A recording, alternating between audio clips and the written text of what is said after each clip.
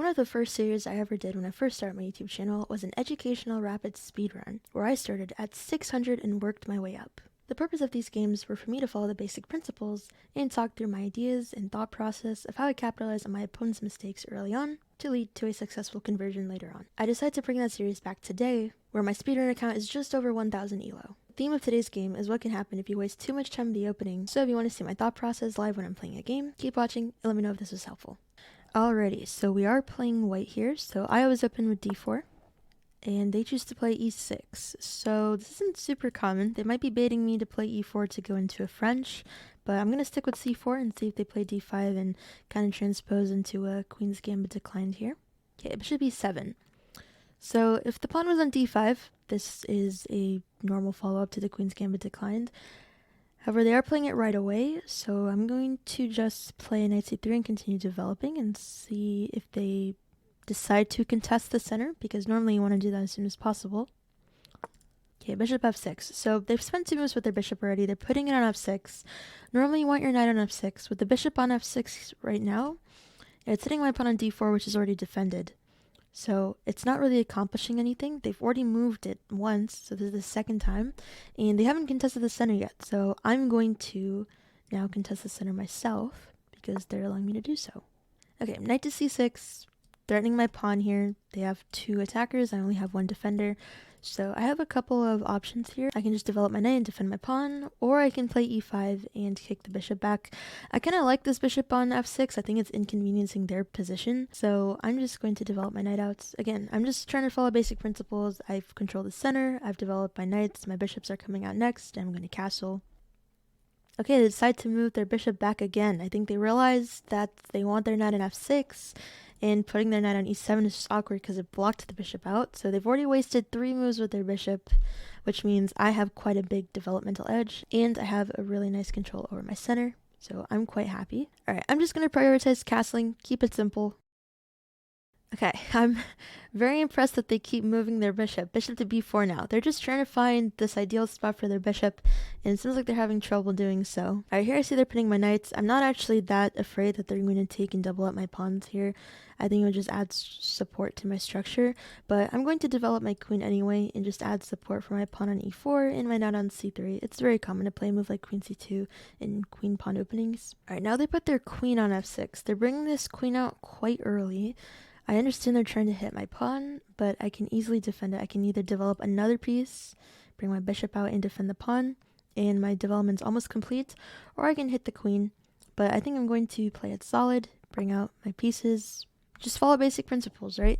Defending my pieces, defending my pawn here, and I'm ready to castle on the next move. Queen g6, they're just hitting my pawn on g2, but my whole goal is to castle anyway, so I'm going to do so. I want to bring up a point that I think a lot of low-rated players that I've worked with in the past, if they saw this move queen g6 here, they would be quite hesitant to castle because they think they're castling into the line of an attack, and this looks really scary.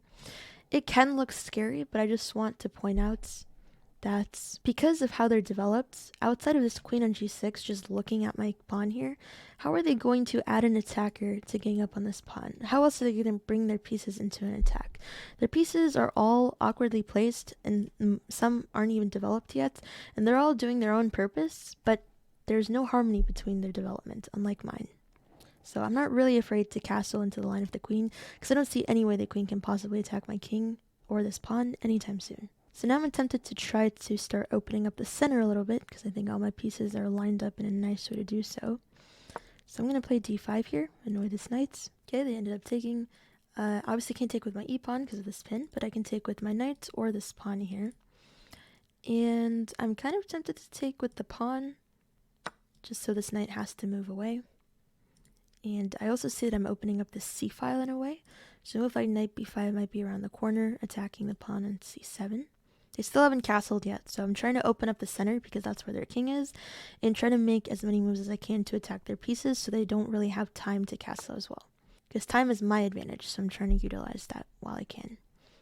Alright, what's the next thing I can attack now? I can play knight e5, attack the queen, but I also like knight b5, attacking this pawn on c7 here. I think I'm going to go with that.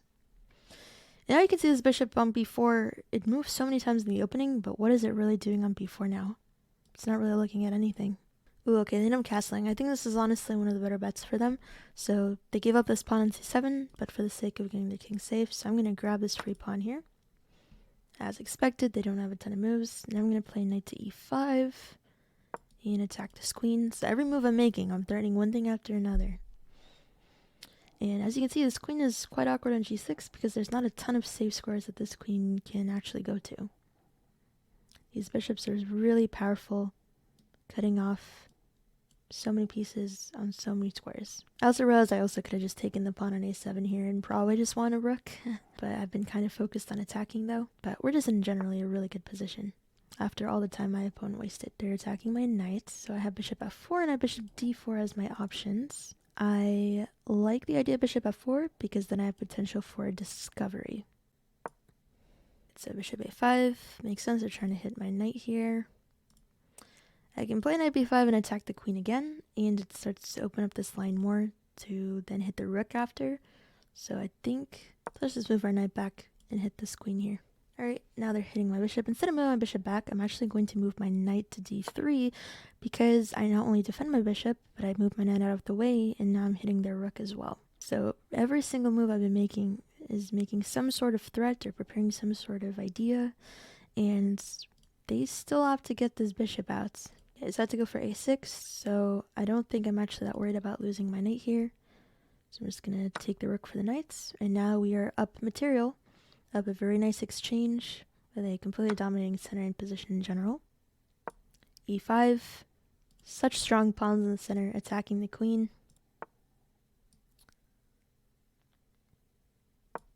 Again, just making sure this pawn cannot come forward, which means this bishop still needs to find some way to come out.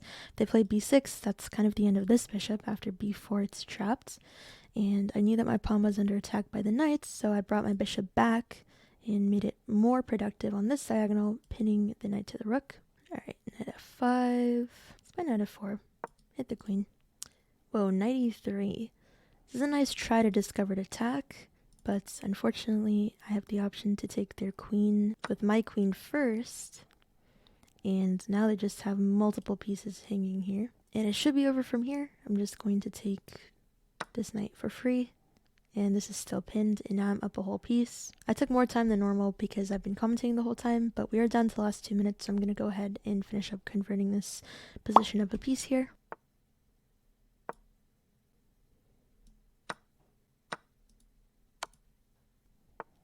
Oh wait, I think I have a very nice checkmate here. Okay. I have potential for a discovery, but whenever my knight moves, the king can escape to this square. So I want to cut this square off first. So let's go with bishop h5. Okay.